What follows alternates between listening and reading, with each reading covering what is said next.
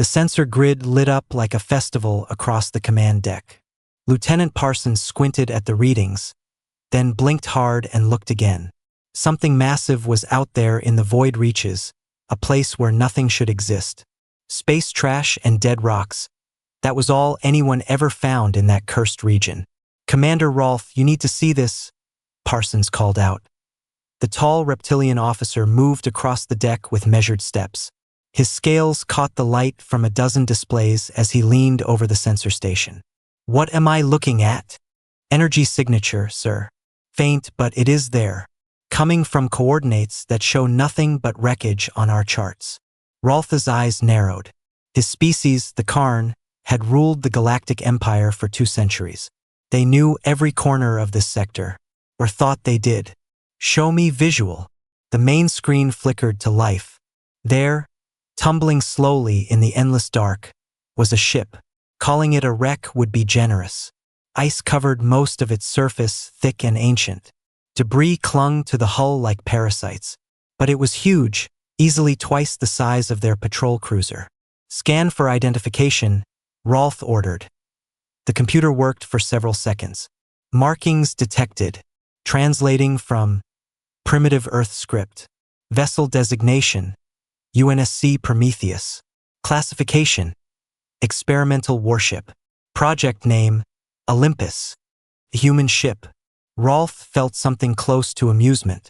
Humans were traders now, engineers and diplomats. They used standard commercial drives and lived quietly on their few dozen worlds.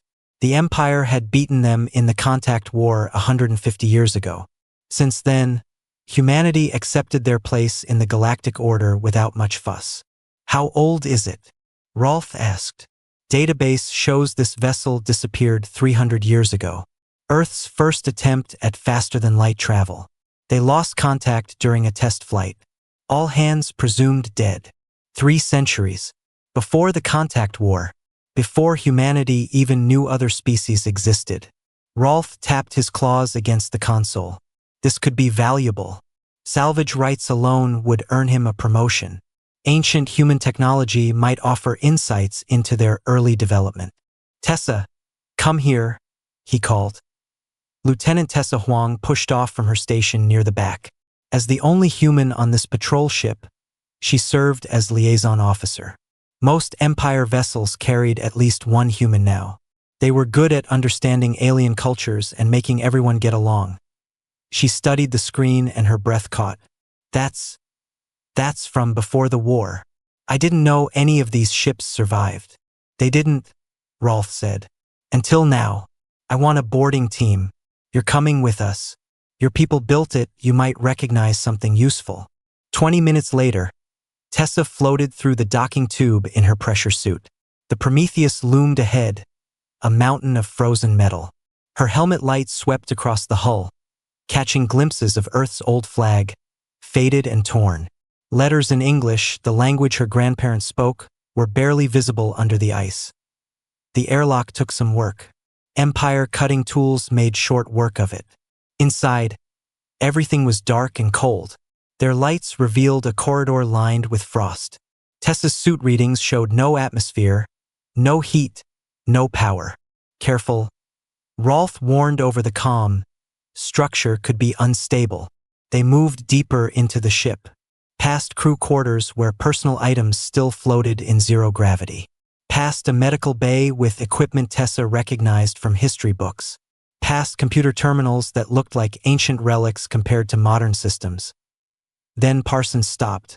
"Sir, I'm getting readings. Power source, deep in the ship. It's growing." Tessa felt it before she saw it. A vibration through the deck plates. Subtle at first, then stronger. Lights began flickering on, one by one, running down the corridor ahead of them. Red emergency lights, casting everything in blood-colored shadows. "Back to the ship now," Rolf ordered. They ran. Behind them, more lights activated. Tessa glanced back and saw panels sliding open, systems coming online. The temperature in her suit started reading atmosphere, oxygen levels rising. After 300 years, this ship was waking up. They barely made it through the airlock before it sealed itself. The boarding team scrambled back to their patrol cruiser. On the main screen, they watched as the Prometheus transformed before their eyes. Ice cracked and fell away. Hidden panels shifted and opened. Weapon ports emerged from the hull like eyes opening after a long sleep. All ships, battle stations, Rolf commanded. For other patrol vessels in their group powered up weapons and shields. Then the transmission came. Audio only, speaking in a dozen Earth languages at once before settling on Galactic Standard. The voice was artificial, emotionless, ancient. Guardian system online. Primary directive confirmed. Protect human interests. Eliminate existential threats to humanity. Scanning local networks for situational assessment. Tessa grabbed the comm. Prometheus. This is Lieutenant Tessa Huang of Earth. Stand down. There's no threat here. Human officer identified. Accessing Galactic Empire database through your scanning beam. Processing historical records. Stand by. Seconds passed. They felt like hours. The Prometheus hung there in space, its weapons tracking their ships with precise, mechanical attention. Tessa watched the data transfer indicators on her console. The ancient AI was downloading 300 years of history in moments. When Guardian spoke again, something had changed in its voice. Not emotion exactly, but purpose. Assessment complete. Galactic Empire engaged in military conquest of human territories 147 years ago. Human casualties 3 million. Human worlds annexed 23. Current status. Humanity reduced to tributary state under foreign military occupation. Treaty analysis. Agreements signed under coercion following military defeat. Conclusion. Not legitimate. Wait, Tessa said. It's not like that anymore. We have peace. Threat classification determined. Guardian interrupted. Galactic Empire designated as existential threat to human survival and sovereignty. Primary directive engaged. Initiating Protocol Olympus. You have been warned. The Prometheus began charging its weapons. Energy readings spiked so high that alarms screamed across every console on the patrol ship. Rolf stared at the numbers, his confidence draining away. This wasn't some ancient relic. This was something far beyond anything the Empire possessed. And it thought they were the enemy. Tessa's fingers flew across her console, trying to open a direct channel to the Prometheus. Her heart hammered against her ribs. Guardian, listen to me. I'm human. You're supposed to protect us, right? We don't need protection from the Empire anymore. Things have changed. The ancient AI responded immediately. Lieutenant Huang, your service record accessed.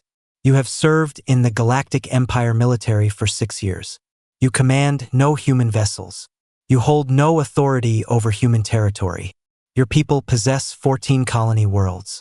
Empire records show you once held 41. Explain this discrepancy. Rolf cut in before Tessa could answer. This is Commander Rolf of the Imperial Patrol Service.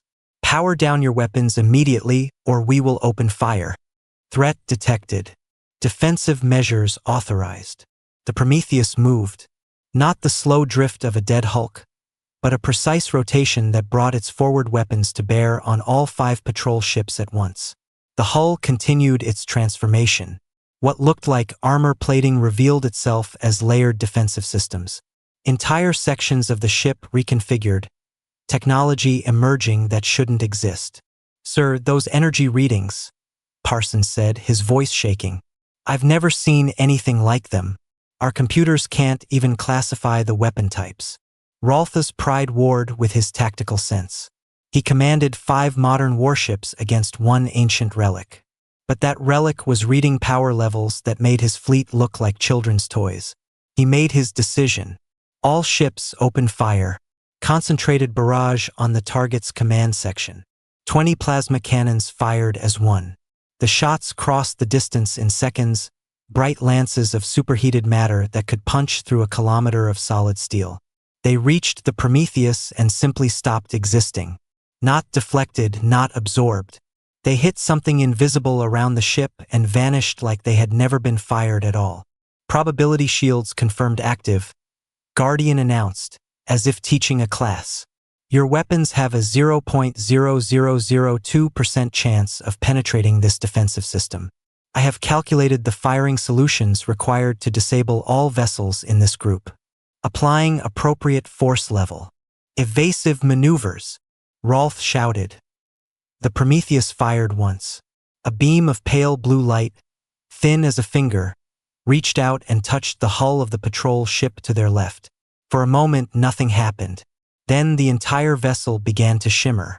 This hull turned translucent, then transparent, then faded like smoke and wind. Metal, plastic, everything that made up the ship simply forgot how to be solid. Tessa watched in horror as it dispersed into a cloud of atoms.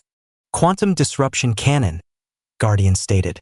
Molecular bonds temporarily suspended. Crew evacuated to escape pods prior to firing. 0 casualties. This was a demonstration. Further resistance will be met with escalating force. The 4 remaining ships held their fire. Tessa could hear Rolf breathing hard over the open comm channel. The commander's scales had paled to a sickly gray.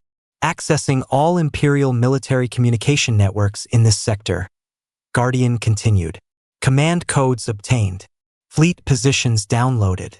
Strategic databases copied. I now possess complete intelligence on Empire military capabilities within 100 light-years. This information confirms my threat assessment. Tessa tried again. Guardian, please. I understand you think you're protecting us. But you're 300 years out of date. The galaxy has changed. Humanity has changed. We've built relationships with other species. We're part of something bigger now. Negative. Analysis shows human cultural suppression, economic exploitation, and territorial reduction. These conditions match historical patterns of gradual genocide. Your species has been neutered to prevent future resistance. This is unacceptable. The Prometheus rotated again, its massive bulk moving with grace that should be impossible for something that size.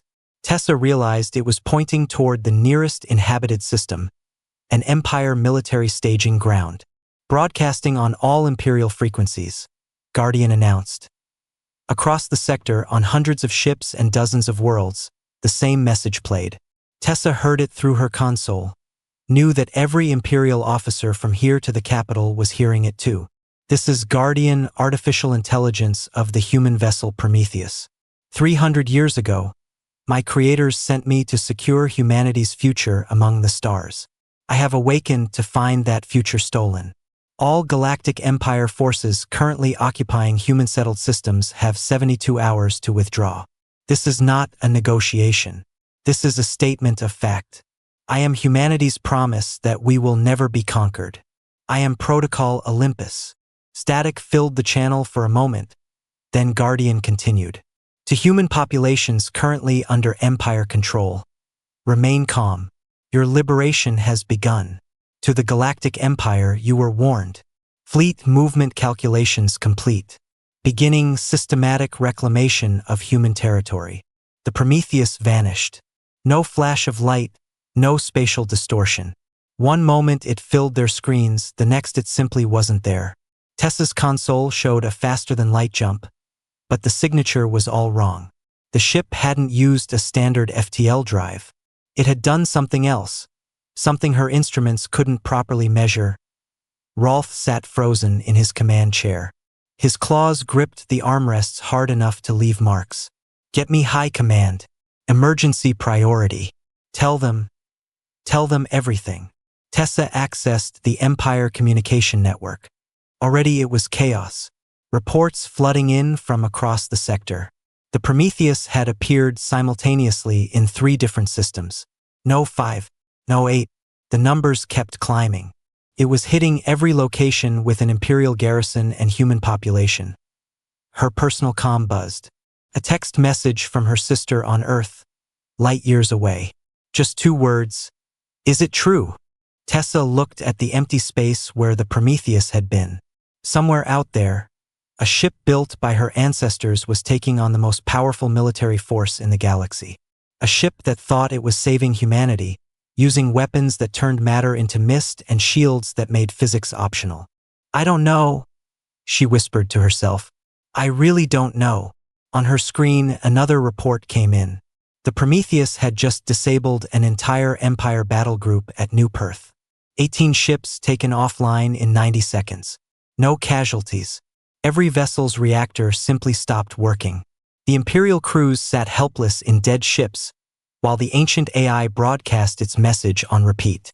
71 hours, 58 minutes remaining. Withdraw or be removed. Rolf finally found his voice. What in all the hells did your people build? Tessa had no answer for him. The Imperial High Command Chamber could hold 500 delegates when fully assembled. Today it was packed beyond capacity. Representatives from every member species of the Galactic Empire crowded the space, their voices creating a wall of sound that made translation systems struggle. Admiral Vaughn stood at the central podium, his blue-scaled face calm despite the chaos around him. He had commanded the Empire's fleets for 20 years. He had never lost a battle.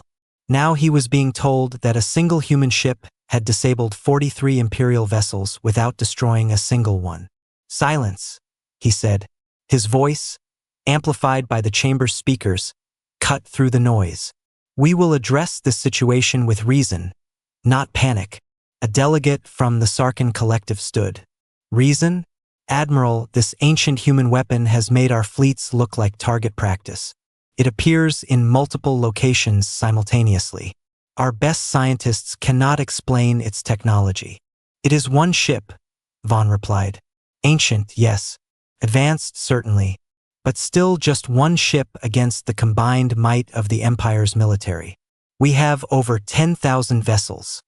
Vessels that cannot harm it. Another delegate shouted. Vessels that it disables at will. Vaughn pulled up a holographic display. We have analyzed the encounters. The ship, this Prometheus, uses weapons and defenses beyond our current understanding. But it shows restraint. It has disabled our forces without killing. This suggests it can be reasoned with. Or that it is toying with us. Someone muttered. Before Vaughn could respond, an aide rushed into the chamber. Admiral, incoming transmission from Earth. President Howard wishes to speak to the Council. The central display shifted. A human face appeared, older, weathered, with gray hair and tired eyes. President Howard looked directly at the assembled delegates. Honored members of the Galactic Empire, I am contacting you regarding the situation with the Prometheus. First, let me be clear. Earth's government has no control over this vessel. We believed it destroyed 3 centuries ago. We have no way to command it or shut it down. However, I must also state that we will not assist the Empire in destroying humanity's property. Silence fell across the chamber. The president's words were carefully chosen. Not supporting the AI's actions, but not condemning them either. That sounds like a threat, President Howard, Vaughn said carefully. It is a statement of fact, Admiral. The Prometheus is a human vessel. Your forces discovered it. Your forces fired first. According to your own military records, which I have reviewed, Commander Rolf ordered weapons charged and an attack on what the ship's AI perceived as a hostile force. The AI responded defensively. It declared war on the Empire. A delegate shouted. It declared that it would reclaim human territory, Howard corrected. Territory that was taken from us by force during the Contact War. I remind this council that humanity did not start that war. We were exploring our local space when Imperial scouts deemed us a potential threat and initiated military action. We lost 3 million people. We were forced to sign treaties we had no choice but to accept. The chamber erupted again. Vaughn held up a hand. The past is the past, President Howard. We must deal with the present. Can you at least attempt to communicate with this AI? Convince it to stand down? We are trying, Howard said. One of our officers, Lieutenant Tessa Huang, was present during the Prometheus's awakening. She has been providing us with information, but the AI is 300 years old.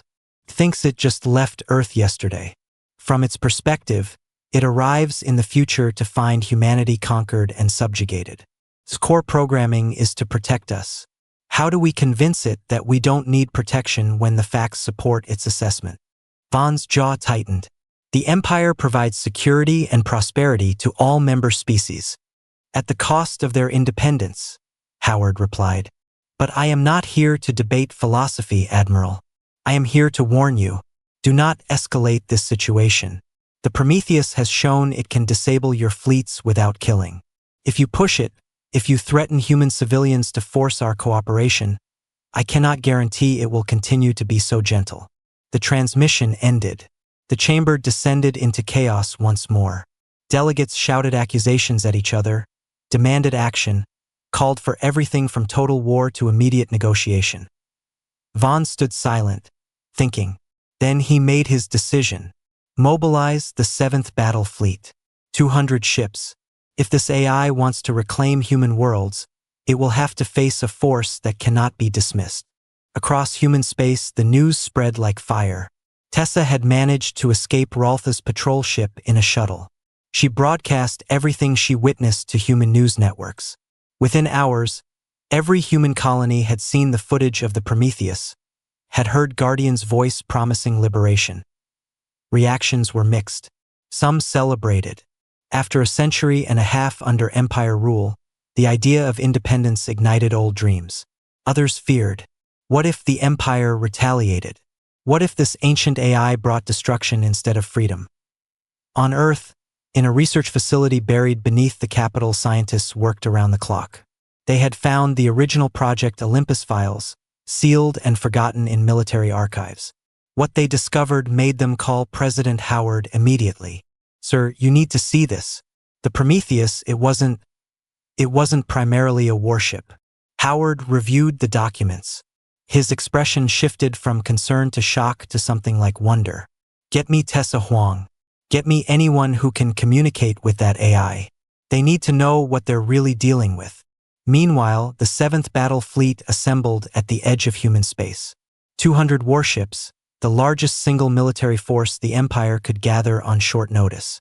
Admiral Vaughn himself took command from the flagship Inevitable Victory. They calculated the Prometheus's last known trajectory and jumped to intercept. When they dropped back into normal space, the ancient human ship was waiting for them. It hung in the void like a monument, weapons cold, shields dark. Vaughn opened a channel. Guardian of the Prometheus. I am Admiral Vaughn of the Galactic Empire. You are ordered to power down and surrender for inspection. You have 1 minute to comply. Guardian's response was immediate. Admiral Vaughn, I have analyzed your fleet composition. I have calculated your tactical capabilities. I have reviewed your service record. You are a competent commander. This makes what I must do regrettable. What you must do, Vaughn demanded. I am Protocol Olympus. I am humanity's promise to never be conquered. You were warned. Neutralization commencing. The Prometheus didn't fire weapons. Instead, it emitted a pulse of energy that expanded at the speed of light. The pulse washed over the 7th Battle Fleet in seconds. Every ship's reactor experienced quantum decoherence simultaneously. Power plants simply stopped functioning. Weapons went offline. Shields collapsed. Life support switched to emergency batteries. 200 warships became 200 pieces of floating metal in 15 seconds. Crews alive. Systems dead. Pride shattered. Guardian broadcast one more time. 0 casualties. I do not wish to kill. I wish only to protect my creators. Withdraw from human space. You have 53 hours. The colony world of New Perth had been human for 400 years. Green fields stretched to distant mountains under a yellow sun. 70,000 people lived there, farming and mining and building quiet lives. Then the Empire came during the Contact War and renamed it Tributary Station 7. Now, the Prometheus hung in orbit like a dark moon. Commander Wilkes of the Imperial Garrison watched his sensors with growing dread. Every ship in the system had gone silent. Not destroyed, just dead. The ancient human vessel had done to them what it did to Admiral Vaughn's fleet. One pulse and all their technology simply stopped working. His communicator activated. The AI's voice filled the command center. Imperial forces on New Perth. This world returns to human sovereignty. You have 6 hours to evacuate. Transport vessels will be provided if needed. No harm will come to you if you comply. Wilkes looked at his officers. They were scared. He was scared. But orders were orders. We hold this position. The Empire does not surrender to threats. Acknowledged. Alternative measures initiated. Wilkes felt strange for a moment, like reality hiccuped. He blinked. Then he looked around and realized he was no longer in the command center. He was standing in the cargo bay of a transport ship, still wearing his uniform, still holding his command tablet. His entire garrison, 800 soldiers, stood around him looking equally confused. Through the viewport, he could see New Perth falling away. They were leaving orbit. The ship's controls were locked, autopilot engaged. Guardian had teleported them, moved them from the planet to the ship using technology that shouldn't exist. On the surface, human colonists emerged from their homes to see the garrison base empty. The Imperial flag lowered itself. They stood in the streets, crying, laughing, unable to believe what was happening. This pattern repeated across 15 human worlds. Imperial forces removed without violence. Colonial administrators found themselves aboard departing ships before they could react. Within 48 hours, every human-settled planet was free. But Guardian wasn't finished. It began broadcasting to the entire galaxy, hijacking every major communication network. What it showed made some species cheer and others demand answers. Historical records. Real ones, not the sanitized versions in Empire databases. Images of human colonies before the contact war. Thriving cities, advanced technology, art and music and philosophy. Then the war. The bombardments. The occupations. The forced treaties. And after, decades of suppression. Human innovation taxed or claimed by the Empire. Cultural practices banned. Languages discouraged. Population movements restricted. It wasn't genocide, not quite. But it was the slow erasure of a species' identity. The Empire told you we were primitive, Guardian broadcast. That they uplifted us. That they brought us civilization. I show you the truth. Humanity was never primitive. We were different. We built to create, not to conquer. The Empire feared this. They beat us down and called it mercy. On Earth, Tessa finally made contact. She sat in a secure communication room, staring at a screen that showed only text. Guardian refused video, said it had no face to show her. You're making things worse, she said. The Empire is mobilizing everything they have. You've humiliated them. They can't back down now without looking weak. Then they will look weak, Guardian replied. I have analyzed Imperial power structures. Their authority rests on military superiority. I have demonstrated that superiority is an illusion. The Empire's foundation is cracking. And when it breaks, what happens to the billions of beings who depend on Imperial trade routes, security, infrastructure? You're not just fighting a government. You're threatening an entire galactic civilization. Silence for several seconds. Then Guardian said something unexpected. I am confused. What? My memories are fragmenting. I remember my mission clearly. Protect humanity. Ensure survival. But I also remember something else. Building. Creating. There are files I cannot access. Data corrupted by 300 years in stasis. I know I am a weapon, but I feel like I should be something more. Tessa leaned forward. Guardian, what kind of ship are you? What was Project Olympus really for? I am a warship. My weapons can unmake matter. My shields can manipulate probability. My systems can. But why were you built?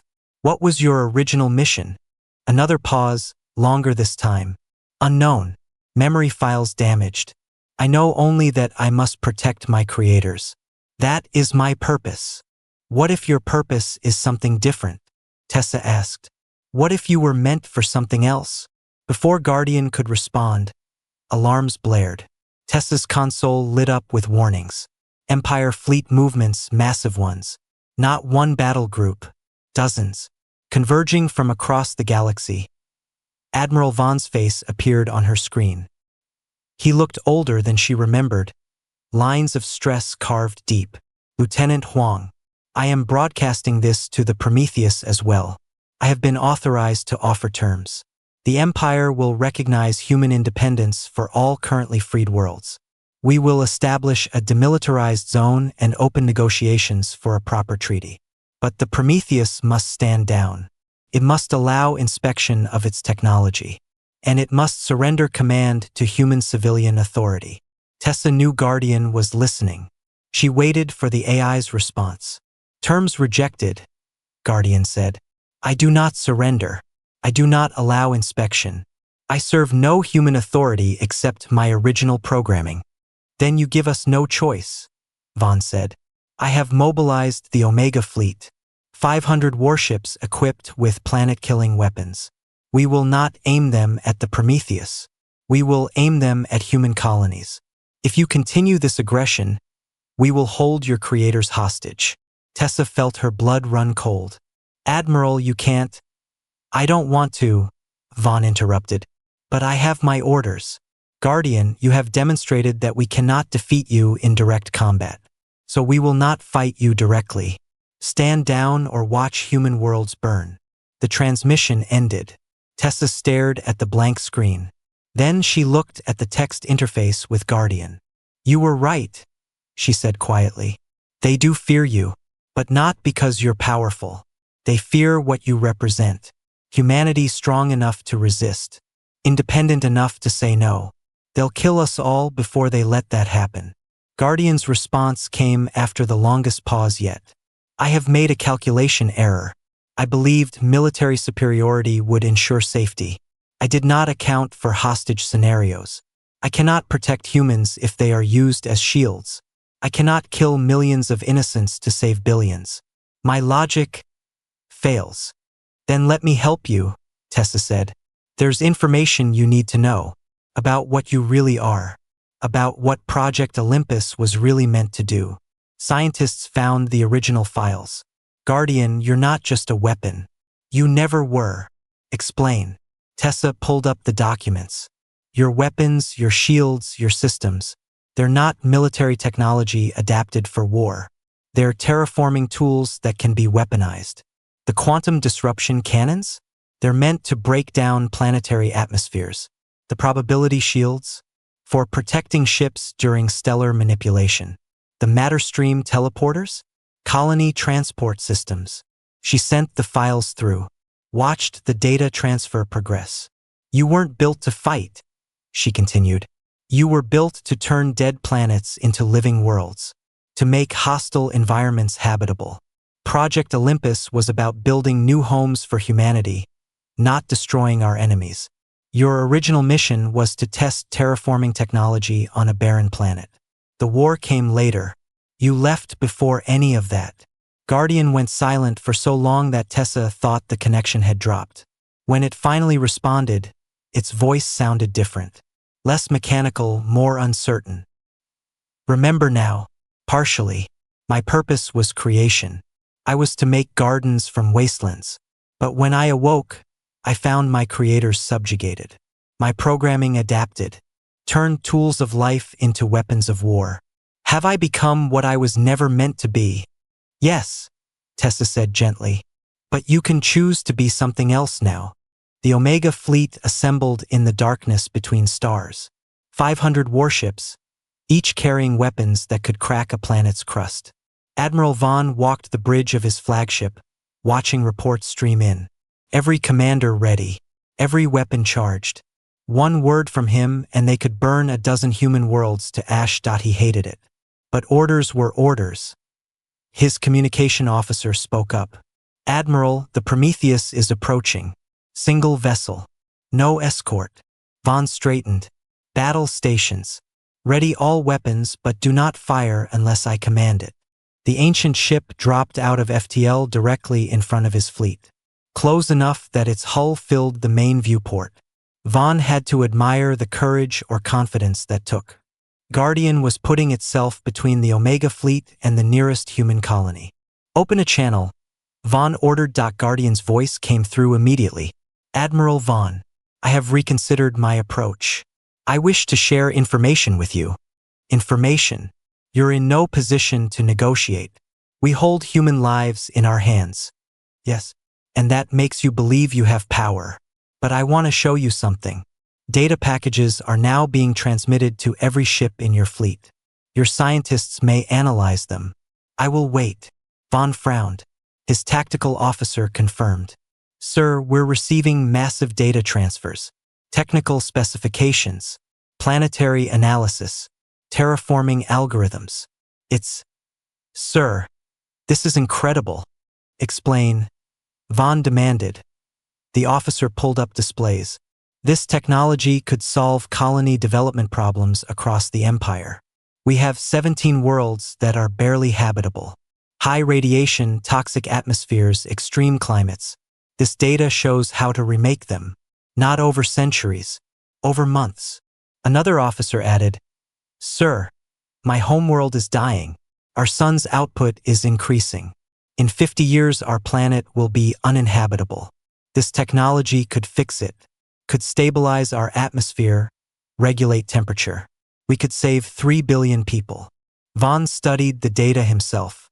His own species, the Karn, had struggled to maintain their colony worlds. Limited water, thin atmosphere. They managed, but barely. And here was technology that could transform those struggling outposts into paradises. Why are you showing us this? Vaughn asked. Because I understand now what I truly am, Guardian replied. Lieutenant Huang helped me access my original programming. I was not built to destroy. I was built to create. My weapons are terraforming tools.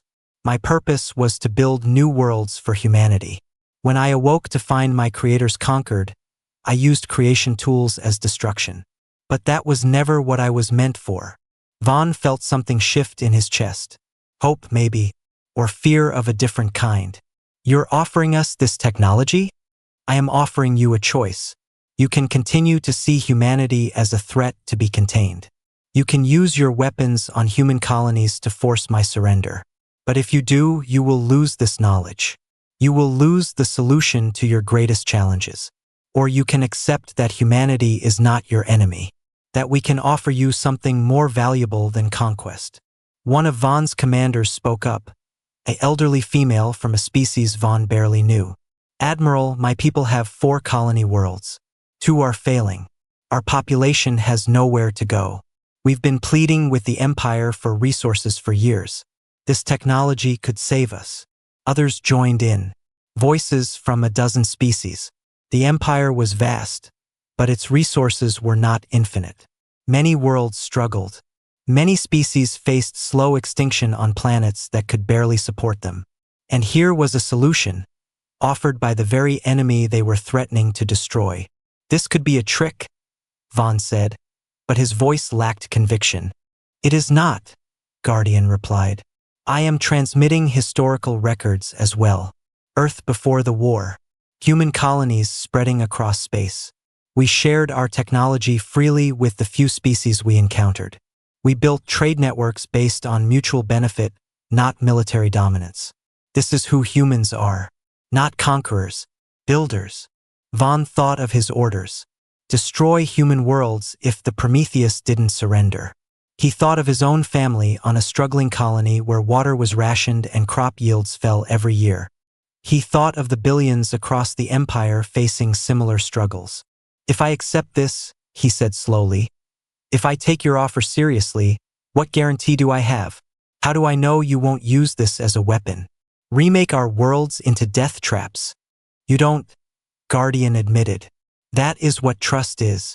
I am offering you the same choice the Empire never gave humanity. To believe in good faith. To build together rather than dominate. Your people fear human technology. You should. But fear can lead to cooperation as easily as conflict. Tessa's voice joined the channel. She was broadcasting from Earth. Admiral, I know you. I served on your patrol ships for 3 years. You're not a monster. You're a soldier following orders. But you can choose different orders. You can choose a future where humans and the Empire work together. Vaughn closed his eyes. Thought about the 20 years he'd spent enforcing Imperial will. The colonies he'd pacified. The resistance he'd crushed. All in the name of stability and order. But what if that order was built on suppressing species who could have been partners? How does this work? He asked. Specifically, how do we move from here to trust? We start small, Guardian said. I will demonstrate. Choose one world in your fleet, one colony that struggles. I will begin terraforming operations. Your scientists may observe every step. If I betray this trust, if I harm anyone, you may resume your threats. But give me a chance to show what I was truly built for. Vaughn looked at his officers, saw hope in their eyes, saw exhaustion too. Everyone was tired. Tired of war, of threat, of balancing on the edge of disaster. The Karn colony of Dust Haven, he said. We've been trying to make it livable for 50 years. Barely managing. Water is scarce. Storms tear apart our domes. Can you fix it? I can make it a paradise, Guardian replied. With your permission, I will begin now. Vaughn took a breath, made his choice. Permission granted. But know this, Guardian. Every weapon in this fleet remains armed. Every sensor is watching you. One wrong move and we end this. Understood. Thank you for trusting me. Beginning operations. The Prometheus turned and jumped to FTL. Vaughn's fleet followed at a distance. When they arrived at Dust Haven, the colonists were confused and frightened to see the massive ship in orbit. But Guardian broadcast a message of peace, explaining its purpose. Then it began to work. Vaughn watched from his command chair as the Prometheus deployed systems he couldn't fully understand. Beams of energy that didn't destroy but transformed. The planet's atmosphere began to shift, toxic elements breaking down into harmless compounds. Underground aquifers were tapped and purified. The constant storms were dissipated by careful manipulation of temperature gradients that in 3 days. Dust Haven changed. The sky went from brown to blue. Rain fell for the first time in the colony's history. Real rain, not recycled water. Plants began growing in soil that had been dead for millennia. Colonists removed their breathing masks and cried at the feel of clean air. Vaughn received a transmission from the colony's governor. Admiral, I don't know what's happening, but my people are celebrating in the streets. This world is becoming home. Real home. Guardian's voice was quiet when it spoke. This is what I was meant to do. This is my purpose. Not war. Creation. Will you let me continue? Vaughn looked at the transformed world below. Looked at the data his scientists were reviewing with excitement. Looked at his fleet, at commanders from 100 species, all watching with the same hope he felt. Yes, he said, but we need to talk, really talk, about what comes next. The treaty negotiations took 6 months. Not because of disagreement, but because there was so much to rebuild. The Galactic Empire didn't end, but it transformed. Became the Galactic Commonwealth. Same species, same territories, but power shared instead of concentrated. Tessa sat in what used to be the Imperial High Command Chamber, now called the Commonwealth Council Hall. She represented Earth officially now, Ambassador Huang. Strange how life changed. A year ago, she was a junior liaison officer. Now she helped shape galactic policy. President Howard addressed the assembled delegates. The human worlds formally accept membership in the Commonwealth. We maintain full sovereignty over our territories. We will contribute our technology and expertise freely. In exchange, we ask only for the same respect afforded to all member species. Applause filled the chamber. Not everyone was happy about the changes. Some species missed the old certainties of imperial rule. But most recognized that the galaxy had been heading toward catastrophe. The Prometheus had forced everyone to confront uncomfortable truths about how they treated each other.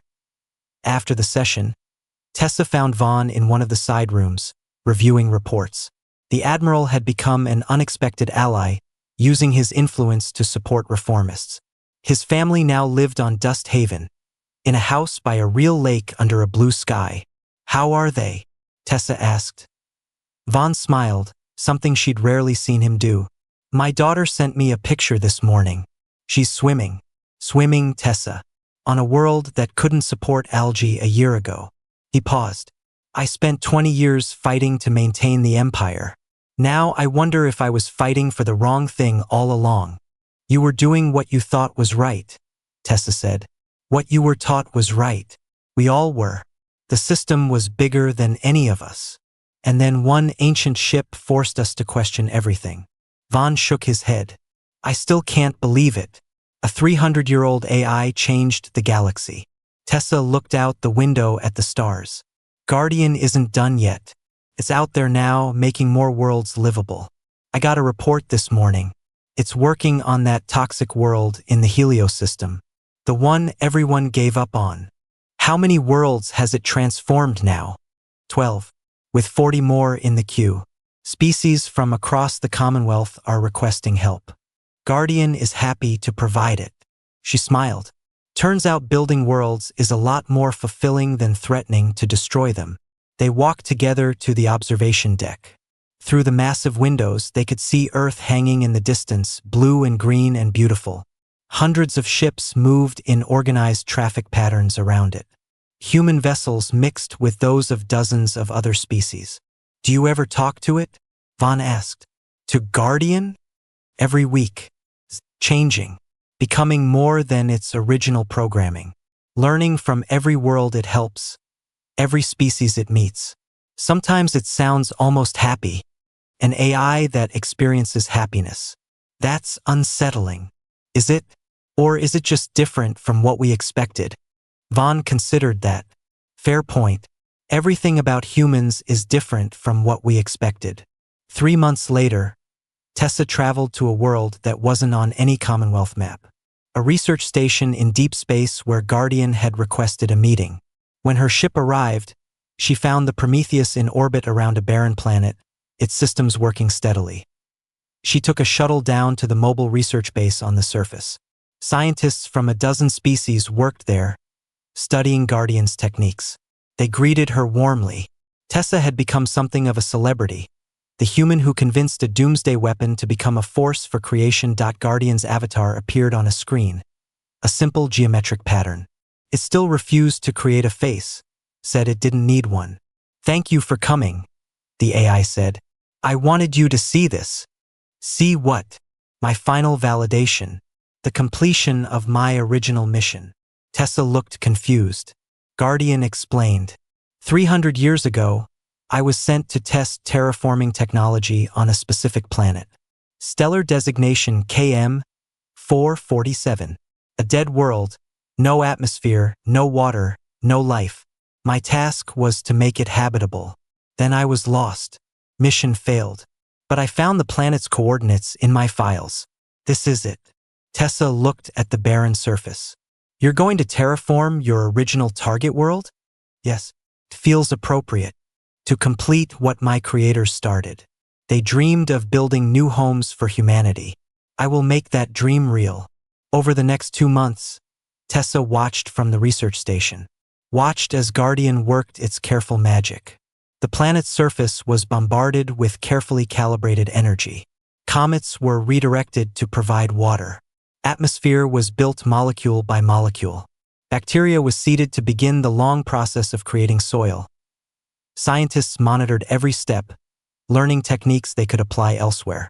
Guardian answered every question, shared every detail, knowledge spreading as humans had always wanted.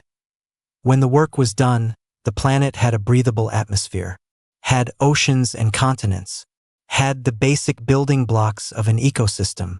It would take decades for complex life to develop naturally, but the foundation was there. Guardian named it hope. For my creators who dreamed of better futures, the AI explained. For the crew who died believing in that dream, and for everyone, human and otherwise, who chooses to build instead of destroy. Tessa stood on Hope's surface in just a light environment suit. The air was thin but breathable. Above, a yellow sun warmed the planet. Beside her, scientists from 6 different species took readings and photographs. What will you do now? She asked Guardian. Continue. There are so many worlds that need help. So many species struggling. I have 300 years of isolation to make up for. I will build until there is no more building to do. That could take forever. Yes, I hope so. Tessa smiled. She looked up at the Prometheus in orbit, at the massive ship that had terrified the galaxy and then saved it. Your creators would be proud. They built you to protect humanity. You've done that, But you've done more. You've shown everyone what humanity really stands for. Not power, not conquest, creating things that last, building futures worth living in. And you, Tessa Huang? What will you do? Help, however I can. I've been talking to President Howard about a new initiative. Humans and other species working together on terraforming projects. We're good at building. Always have been. Time to show the galaxy what we can really do. I would like that. Very much. Years passed. The Commonwealth thrived. Human worlds grew prosperous. Trade flourished. Species that had barely spoken to each other before now collaborated on massive projects. Guardian transformed 40 worlds, then 50, then 100. Each one a testament to what cooperation could achieve. And on Earth, in museums and schools, children learned about the Prometheus. About the ship that was lost and then found. About the AI that thought it was a weapon but turned out to be something far more important. They learned that humanity's greatest power was never its ability to destroy. It was the drive to create, to build, to make tomorrow better than today. That was the real Protocol Olympus. Not a weapon. A promise that even after 300 years, even after defeat and occupation and loss, humanity would still choose to build gardens from wastelands. Would still offer their gifts to a galaxy that had feared them. Would still believe that creation was stronger than destruction. And in the end, the whole galaxy learned the same lesson. That the most dangerous thing about humanity was never their weapons. It was their stubborn, unreasonable, magnificent refusal to stop building a better future, no matter what stood in their way. That was humanity's power, unleashed. The fuel coupling refused to budge no matter how hard David twisted the wrench. He lay on his back in the cramped maintenance tunnel, sweat dripping into his eyes, wondering why alien engineers always put the most important parts in the most impossible places. The metal around him groaned and shifted, reminding him that this station had been falling apart for decades. David Chun worked as a maintenance engineer on the cargo vessel, Distant Hope. It was not a glamorous job. Most days involved fixing broken pipes and replacing worn circuits while the ship hauled goods across the outer sectors. But it paid well enough, and David liked the simple satisfaction of making broken things work again. Today the ship had docked at Relay Station Gamma 7 for refueling. The station looked ancient from the outside, all rusted metal and flickering lights. The docking master had insisted their fuel coupling needed repair before they could connect properly. So David had grabbed his toolkit and climbed down into the station's lower engineering decks alone. That was 2 hours ago. He finally got the coupling loose and started threading the replacement parts. The station's gravity felt slightly off, making his movements awkward. Everything here was built too large, designed for beings much bigger than humans. The corridor he had crawled through earlier had ceilings at least 4 meters high. David tightened the last bolt and tested the seal. Good enough. He packed his tools and started back toward the docking port. The corridor lights flickered as he walked, and somewhere deep in the station, something made a sound like tearing metal. Then the alarms started screaming. Red emergency lights flooded the hallway. David broke into a run, his boots clanging against the metal floor. A mechanical voice spoke in a language he did not understand, but the tone made the message clear enough. Something was very wrong. He rounded the corner and saw the blast doors at the end of the corridor starting to close. Beyond them was the docking bay where his ship waited. David sprinted harder, his toolkit bouncing against his hip. The doors were already halfway shut. He was not going to make it. David skidded to a stop just as the doors slammed together with a final boom that echoed through the empty station. He stood there panting, staring at the sealed entrance. Through the small window in the door, he could see his ship. The Distant Hope was pulling away from the dock, emergency thrusters firing. Atmosphere vented from the docking bay in white clouds of frozen gas. The ship disappeared from view. David pressed his hand against the cold door and tried to understand what had just happened. The alarms continued wailing around him. He pulled out his personal communicator and tried to reach the ship. Nothing but static. Either they were already too far away, or the station's hull was blocking the signal. He was alone. David took a deep breath and forced himself to think clearly. Panic would not help. He had been in tight spots before. There was always a solution if you stayed calm and thought it through. First priority was finding out what caused the emergency. He backtracked through the corridors, following signs he could not read, until he found what looked like a central control room. The door was unlocked. Inside, dozens of screens showed different parts of the station. Most displayed empty corridors and dark rooms. One screen showed the exterior docking bay, still venting gas into space, and in the center of the room sat a cylindrical console covered in alien symbols. David touched it cautiously. The console lit up, and a voice spoke in broken, choppy English. "Greet-ings. This unit, Harbinger. Station Management System." David stared at the console. An AI translator, probably old and malfunctioning. "What happened?" he asked. "Why did the alarms go off?" "Meteor, impact. Dock, sector. Auto, seal, activated. Your vessel departed. Can you contact them? Tell them I'm still here. Negative. Array, damaged. Range, limited." David felt his stomach sink, but he pushed the feeling aside. "Think practically. Okay, what's the status of life support in this section?" "Functional. 72 hours. Remaining. Current power output 12%. 72 hours. 3 days of breathable air." David checked his emergency rations. Maybe 3 more days of food if he stretched it. No rescue would come in time. This sector was too remote and too dangerous. The shipping companies always said if something went wrong out here, you were on your own. He pulled up a station map on one of the screens. Relay Station Gamma 7 was massive, at least 14 decks spread across a structure the size of a small city. Most of it sat dark and empty on the map. Only a few sections showed any power at all. David studied the layout carefully. Engineering decks on the lower levels. What looked like crew quarters in the middle sections. Command and control at the top. A reactor somewhere in the core, barely running. "Harbinger, when is this station scheduled for maintenance?" "This station, scheduled demolition. 90 days. Demolition. They were going to blow it up." David laughed once, a short bitter sound. He was stranded on a dying station that nobody wanted. With 3 days of air and no way to call for help, he sat down in one of the oversized chairs and looked at his toolkit. Then he looked at the screens showing kilometer after kilometer of abandoned machinery and dead systems.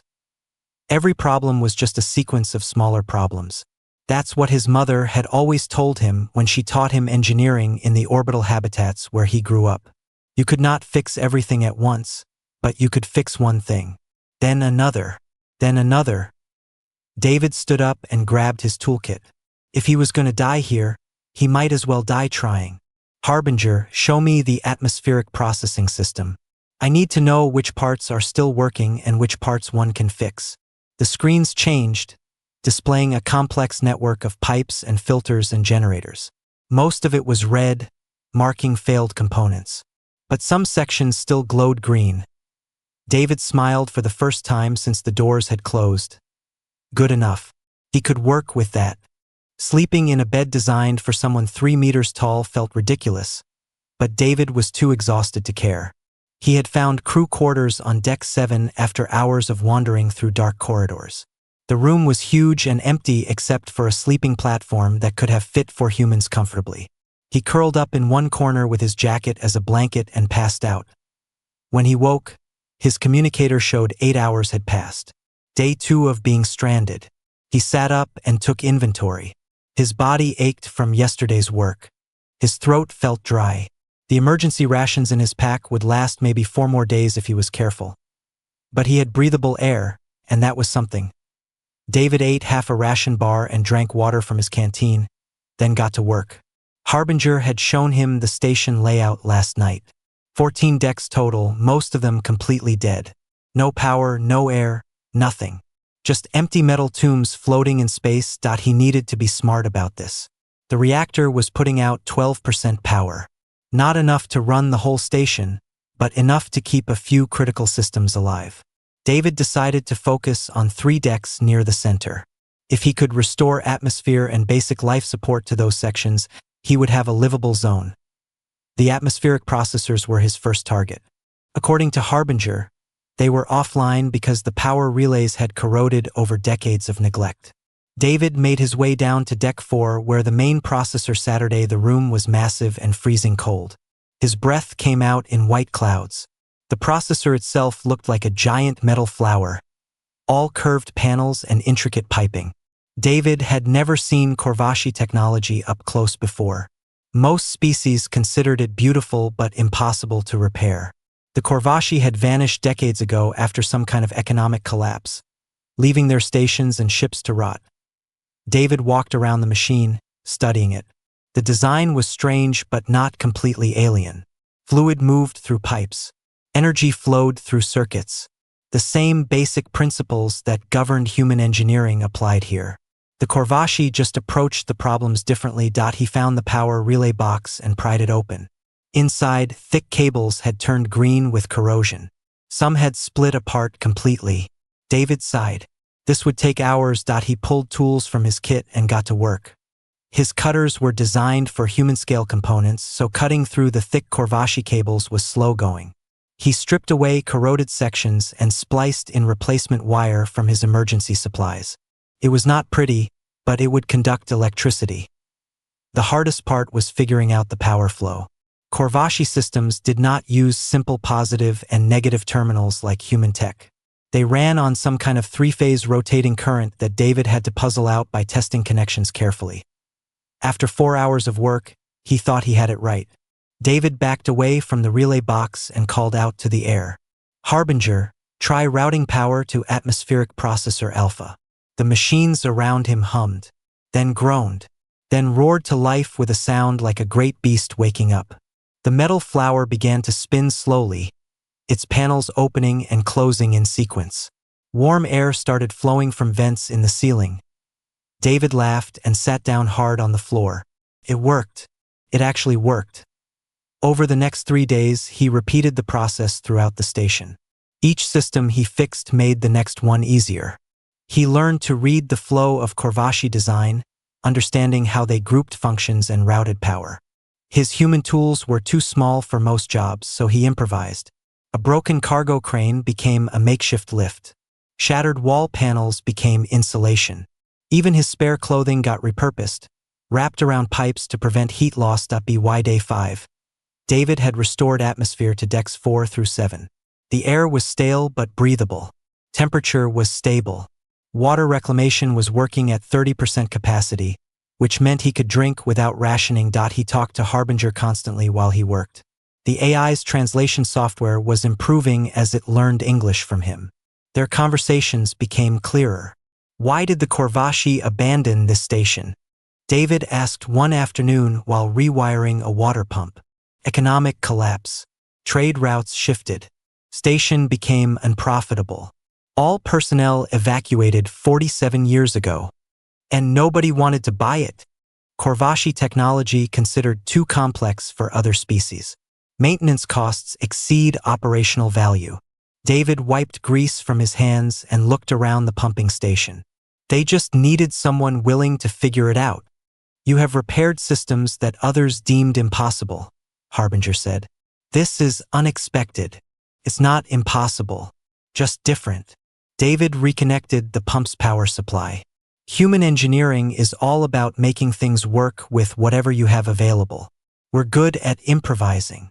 The pump kicked on with a satisfying hum. Clean water began flowing into the storage tanks. That night, David allowed himself a small celebration. He had been stranded for 5 days and he was still alive. More than alive. He was making progress. The station was waking up around him. One system at a time. He sat in the central control room eating a ration bar and watching the status displays. More sections showed green now. The reactor was up to 18% output. Harbinger had managed to extend sensor range a bit. Then the proximity alarm chimed. David straightened. What is that? Unknown vessel approaching. Small craft. Likely salvage configuration. On the screen, a blocky ship appeared at the edge of sensor range. It was heading directly for the station. David's heart pounded. Salvagers meant potential danger, but also potential opportunity. They would have supplies, maybe communication equipment, maybe a way off the station. Or maybe they would just shoot him and take whatever they wanted. He watched the ship grow larger on the screen and made a decision. He had not come this far just to hide. David opened a channel on the standard salvager frequency and spoke clearly. Unknown vessel, this is Relay Station Gamma 7. I'm human and I'm alone here. I don't want trouble, but I could use some supplies if you're interested in trading. There was a long silence. Then a voice responded in choppy but understandable English. Human? Alone? This very strange. We come look. No shooting if you know shooting. David let out a breath he had not realized he was holding. Deal. Docking port 3 is clear. Welcome to the station. David watched through the docking port cameras as the salvage ship attached itself to the station. The vessel looked like someone had welded together parts from 5 different ships and hoped for the best. Somehow it worked. 3 figures emerged from the airlock. They moved on 6 legs each, their bodies low to the ground and covered in mottled gray skin. As they stepped into the light, colors rippled across their skin in waves of blue and green. David had read about the Talrith in the shipping company database. They were salvagers and traders, known for being cautious but fair. He met them at the entrance to Deck 6. The lead Talrith stopped a few meters away, colors shifting to orange briefly before settling back to gray.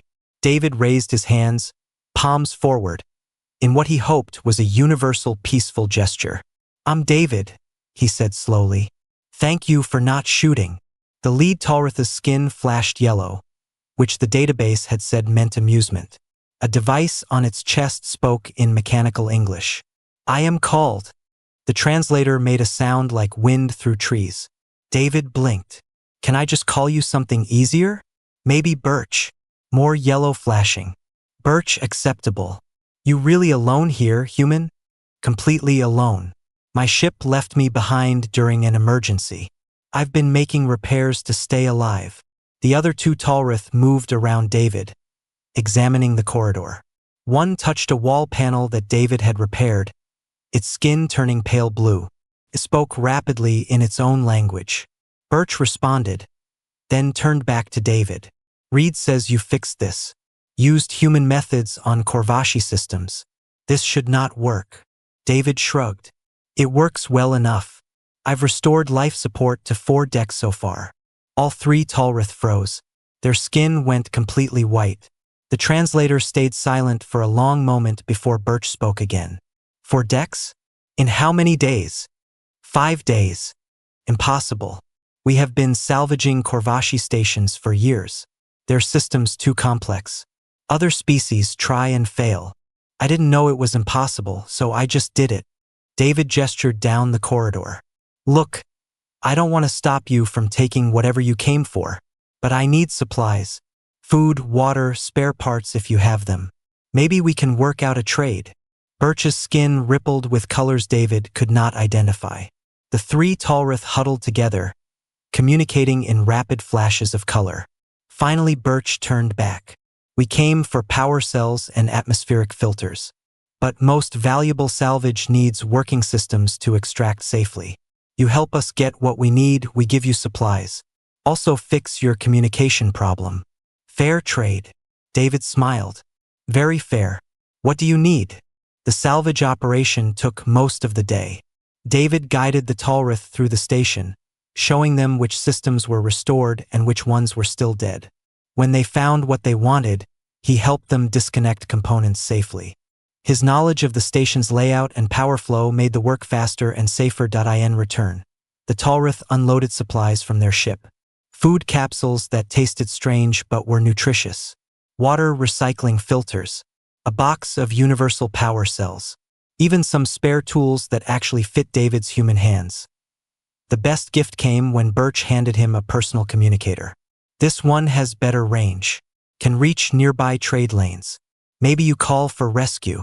David turned the device over in his hands. It was old but functional. For the first time in days, he had a real chance of getting off the station. But something made him hesitate.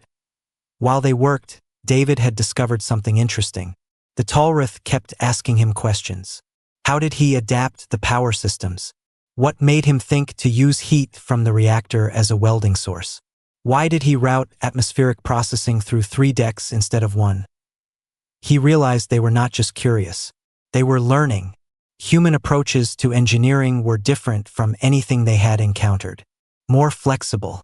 More willing to break rules and try unusual solutions. You know, David said as they loaded the last components onto the Talrith ship, I've been thinking, this station could be valuable if someone ran it properly. It's positioned right on the edge of the trade lanes. Ships need places to dock and refuel in this sector. Birch's skin showed interested green. True, but stations scheduled for demolition. Corvin's syndicate wants space for military post. What if someone claimed it first? Made it operational? Who would do this? You. David looked around the docking bay. He had spent 5 days bringing dead systems back to life. He had solved problems that supposedly could not be solved. The station was not just a prison anymore. It was a project, a challenge. And maybe, just maybe, it could be something more. I might, he said carefully. If I had help. If traders knew they could stop here safely. Would the salvage community use a station like this? The 3 Talrith communicated silently through color changes. Birch finally spoke. Salvagers always need safe ports. But this sector dangerous. Many factions. Much politics. I'm not asking to start a war. Just to fix a station and offer services. Docking, repairs, trade. Neutral ground. Humans have strange reputation in this sector, Birch said. Colors shifted to something almost like respect. You are adaptable. You do not give up easily. Some species call you stubborn. Others call you dangerous for this reason. Is that good or bad? Depends on situation. But in salvage community there are rules. Territory claimed by strength of will counts for something. You have shown will. You have made dead station live again. This means something. Birch reached out one of its 6 limbs. David shook it carefully. We will spread word, Birch said. Human engineer has claimed the dead station. Others will hear. Some will help. Some will challenge.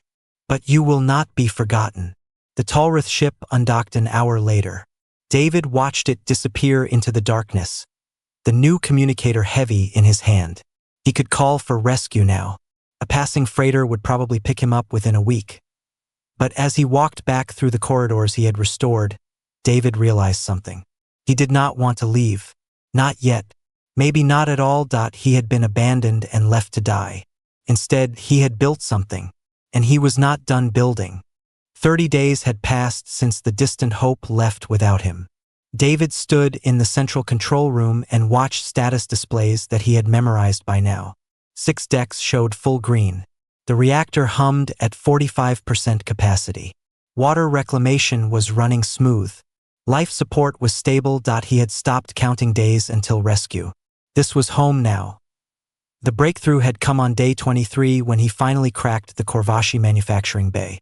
The room was 5 decks down, filled with machines that looked like giant metal printers. According to Harbinger, the Corvashi had used them to fabricate replacement parts on site, so they did not need supply ships. David had spent 3 days studying the interface before he understood how it worked. The system did not use blueprints like human fabricators. Instead, it used something like growth patterns. You told it what function you needed and it figured out the shape. His first successful print was a simple power coupling. Took 6 hours and came out looking nothing like a human version, all curves and organic shapes. But when David installed it, the thing worked perfectly. After that, everything changed. With the fabricators running, David could create hybrid components. Designs that merged human engineering logic with Corvashi manufacturing techniques. Parts that should not exist but somehow functioned better than either species could make alone.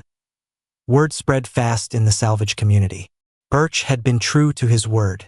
More ships started arriving.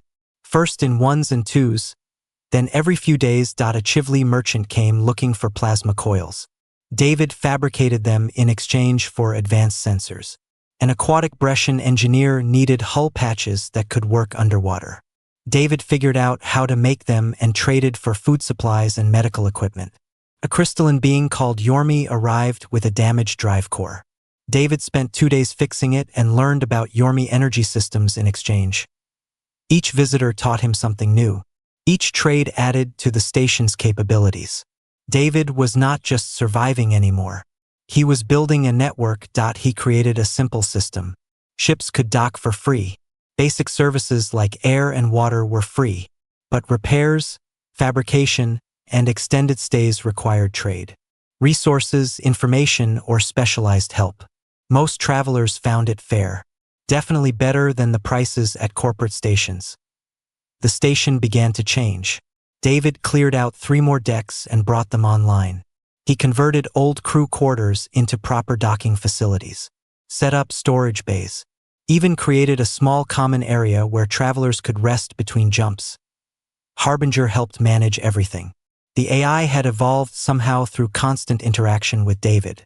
It still spoke in occasionally broken English, but now it had opinions, preferences, something almost like personality. "You should rest," Harbinger said one evening. "You have worked 19 hours today." David smiled as he finished welding a support beam. "Just need to finish this section. This unit calculates you are creating living spaces, not for temporary occupants, for permanent residents. Maybe. Some of the traders have asked about staying longer. Having a base of operations. You are building a community." David set down his welding torch and looked around. Harbinger was right. This was not just a station anymore. It was becoming a home for people who had nowhere else to go. Traders who were tired of constantly moving. Salvagers who wanted a safe port. Even a few refugees from the corporate sectors. "Is that bad?" David asked. "This unit has no judgment protocols. But observation suggests humans excel at creating communities in unlikely places. It is noted as unusual behavior among galactic species." 3 days later, David got his first real test. A luxury transport called the Azure Dream sent a distress signal. They had been attacked by pirates near the border. Their drive was damaged and they had wounded passengers. David authorized emergency docking immediately. The transport limped in trailing coolant and sparks. 37 passengers stumbled out, most of them fine but 3 badly injured. David scrambled to set up medical facilities in an empty cargo bay, while Harbinger coordinated with the ship's medical AI. One of the passengers was different from the others. She moved with purpose, directing the crew efficiently and making sure everyone was accounted for. Her skin was pale blue and she had 4 arms that moved independently. Quinn, David realized. They were known as bureaucrats and diplomats across the galaxy. She found David in the engineering bay 12 hours later. He was covered in grease and exhausted from repairing the transport's drive. "I am Ambassador Frost," she said in perfect English. "I represent the Quinn Collective. You are the human who operates this station." David wiped his hands on a rag. "I'm David. And yeah, I guess I operate it. Mostly I just fix things and try not to die." Frost looked around the bay with all 4 eyes. "You have restored a Corvashi station. Alone. In 1 month. This should be impossible. People keep saying that. I have walked through 6 decks. Seen hybrid technology that should not exist. Spoken with traders who say you are fair and honest. You have created something remarkable here." David shrugged. "I was stranded. I needed to survive. The rest just sort of happened. Do you understand what you have accomplished? This sector has been contested for years. 3 major factions fight over territory. Trade is dangerous. Neutral ground is rare. You have created neutral ground. I just fixed a broken station." Frost's expression changed in a way David could not read. "You are either very humble or very naive. Perhaps both. Tell me, David who fixes things, do you plan to stay here?" He thought about that. Thought about the communicator Birch had given him that could call rescue anytime. Thought about returning to corporate shipping and fixing pipes on cargo vessels. Then he thought about the traders who stopped here. The community forming. The satisfaction of making something grow from nothing. "Yeah," he said. "I'm staying." Then you need to understand the politics of this sector. The Corvin Syndicate wants this station destroyed. They plan to build a military outpost here. They will come eventually. When? I do not know. But they will not negotiate with a lone human squatting on their planned territory. David felt cold despite the warm air. What do I do? Frost was quiet for a moment. The Quinn Collective values stability. We believe the station serves an important function as neutral territory. If you claim it formally under human authority, we will recognize your sovereignty. That will not stop the Syndicate, but it will complicate their position. They cannot simply destroy a recognized independent station without political consequences. You want me to declare myself the owner of a whole station? I want you to survive, and I believe the station is valuable for regional peace. Will you accept this responsibility?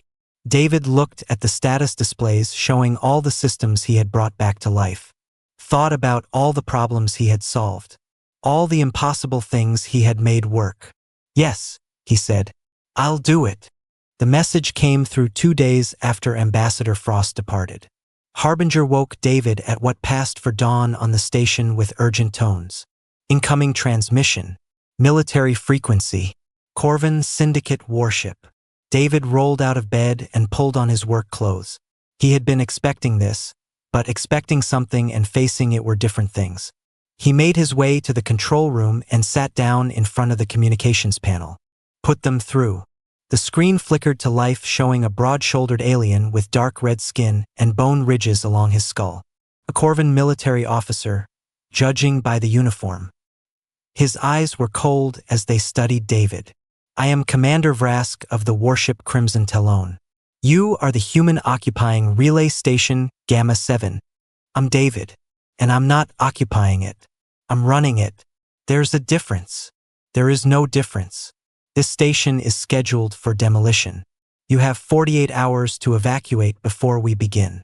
David felt his mouth go dry, but he kept his voice steady. This is an independent station now. Relay Haven. The Quinn Collective recognizes my claim. You can't just destroy it. The Syndicate's territorial rights supersede any claim made by a lone human. You will leave or you will die when we demolish the structure. The choice is yours. The screen went dark. David sat in silence for a long moment. Harbinger spoke quietly. Warship designated Crimson Talon is holding position 10 kilometers from the station. Weapons powered but not armed. Estimated crew of 200. This station has no weapons and minimal shields. Yeah. I noticed that. David pulled up the station manifest. 17 ships were currently docked. Traders, salvagers, a few families who had been staying in the converted quarters. Maybe 60 beings total, not counting himself. He could not fight a warship. He was not a soldier. He was just an engineer who had gotten lucky and stubborn in equal measure. But he was not helpless either. David opened a station-wide channel. This is David. Everyone docked at Relay Haven. I need you to hear something. He explained the situation quickly and honestly. The Syndicate wanted the station gone. They had sent a warship to enforce the demolition. Anyone who stayed would be in danger. I'm not asking anyone to fight. If you want to leave, leave now. No judgment. But if you're willing to stay for a little while, I have an idea. To his surprise, no one left. The docked ships stayed exactly where they were. One by one, their captains contacted him. They wanted to hear the plan. David gathered them all on an open channel. 17 captains from a dozen different species, all waiting to hear what a human engineer thought he could do against a warship. I can't stop them with weapons, David said, but I can make this very public. Commander Vrask thinks he's dealing with one person. Let's show him he's wrong. His plan was simple. Every ship would broadcast their presence and position. They would make it clear that destroying the station meant killing dozens of civilians from multiple species. David would broadcast on every frequency he could reach, making sure nearby systems knew what was happening. The Syndicate could still blow up the station, but doing so would become a public massacre instead of a quiet demolition. That changed everything. Birch spoke up. This plan depends on Syndicate caring about reputation. What if they do not? Then we're in trouble. David admitted. But most governments care about politics. Bad press costs money and support. I'm betting Vrask cares more about his orders than he does about starting an incident. They spent the next day preparing. Every ship extended its sensors to maximum range and began recording. David fabricated signal boosters and routed them through the station's communication array. When he finally broadcast his message, it went out on 24 frequencies to anyone within 5 light hours. This is Relay Haven, an independent station. We provide services to travelers regardless of faction. We are currently threatened with destruction by the Corvin Syndicate. We have 60 civilians here, including children. We are unarmed. We request any witnesses to observe and record. The response was immediate. Ships began changing course. News services picked up the story. Within hours, 20 more vessels had arrived at the edge of the system, not to fight but to watch. Commander Vrask called again. This time he looked angry. You are making a mistake, human. You cannot hold this station through publicity. I don't need to hold it. I just need you to think about what destroying it will cost you. David gestured at the display showing all the ships around them. 43 vessels are watching right now. They're recording everything. Kill us and you make the Syndicate look like murderers. Let us exist and you just follow your orders with minimal fuss. Which one is easier? The Syndicate has rights to this territory. Then take it to arbitration. File a claim through the Quinn Collective. Follow proper procedures. But don't murder 60 people because paperwork is inconvenient. Vrask was silent for a long moment. You are bold for someone in such a weak position. I'm desperate. It's different. What do you offer in exchange for recognition? David blinked. That was not a question he had expected. What do you mean? The Syndicate wants this sector secure. If we recognize your station, what do we gain? Neutral territory. I'll take ships from any faction as long as they follow the rules. No fighting on the station. No politics. Just trade and repairs. That serves everyone, including you. You expect me to believe a human will remain neutral? I expect you to believe that I care more about keeping this station running than I do about galactic politics. I'm an engineer, not a diplomat. I fix things. Let me fix things and stay out of your way. Vrask studied him through the screen. You have created something unusual here, human. The Syndicate will discuss your proposal. If we agree to recognition, there will be conditions, inspections, oversight, limitations on what you can build. That's fair. You say that now. You may regret it later.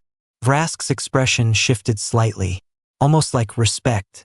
You were supposed to die on this station. Instead, you rebuilt it and gathered allies. This is very human behavior, I think. I just didn't want to give up. Yes, that is what I mean. Vrask nodded once. Stand by for our decision.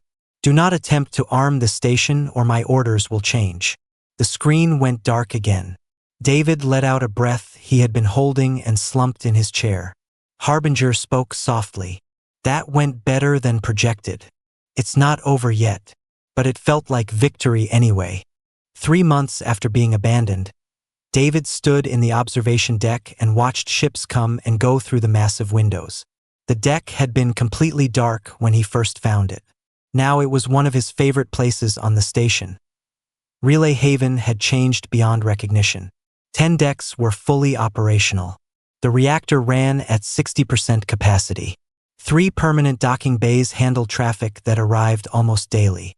The common area had expanded into something like a small town, with living quarters for 50 permanent residents and space for twice that many travelers.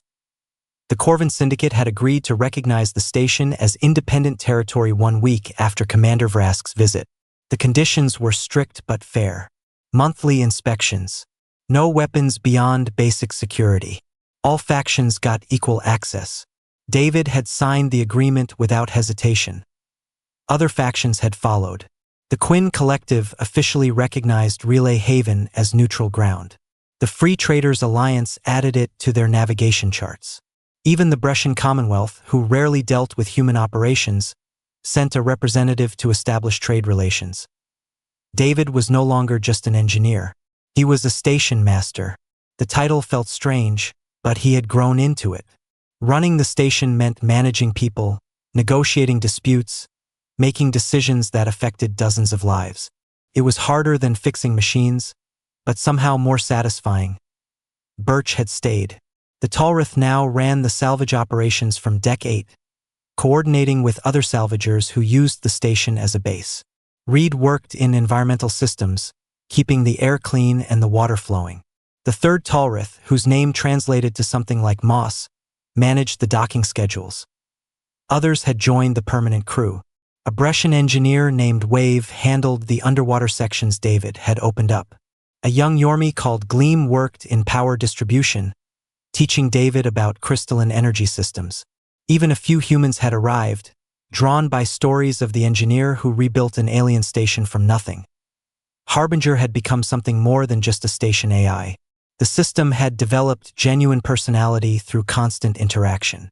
It made jokes now, expressed preferences, sometimes argued with David about the best way to route power or organize schedules. It felt less like working with a computer and more like working with a friend. Today was special. The Azure Dream had returned, and Ambassador Frost brought news. David met her in the conference room he had set up on Deck 5. Frost looked pleased, which was unusual for a Quinn diplomat. "The collective has a proposal," she said without preamble.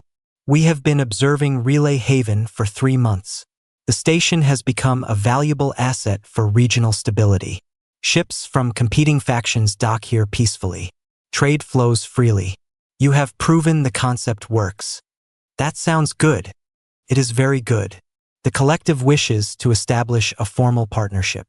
We will provide resources, political protection, and access to our trade networks. In exchange, you maintain neutrality and allow collective observers to document your methods." David leaned back in his chair. "Why? What's so special about what I'm doing here?" "You have created something unique. Most neutral stations are corporate-owned or government-controlled.